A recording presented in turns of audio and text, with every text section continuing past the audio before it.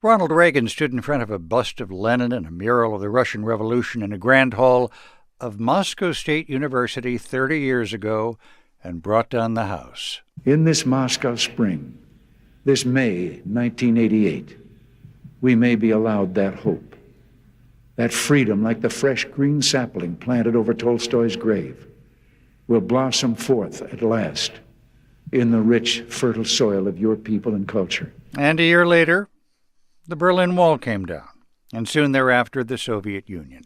President Reagan's speech was part of his fourth summit meeting with the last Soviet leader, Mikhail Gorbachev, who'd opened a path to reform. Bret Baier, chief political anchor for Fox News, tells the story of that summit in his book, 3 Days in Moscow. He joins us in our studios. Thanks so much for being with us. Scott, thanks for having me.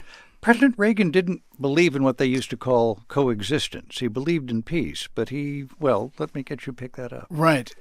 He used that line, peace through strength, and he really was aggressive against the communists in everything he said and did early in his administration.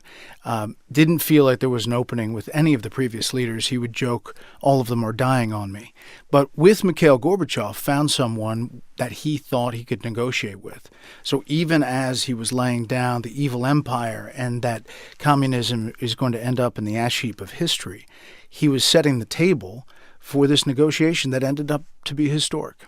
What was the nub of the working relationship Ronald Reagan and Mikhail Gorbachev were ultimately able to work out? Because in many ways, Gorbachev's name means, as I don't have to tell you, probably more in the West today than it does in many parts of Russia. Well, that's right, because at the end of his time in the Soviet Union in power, the country was going south.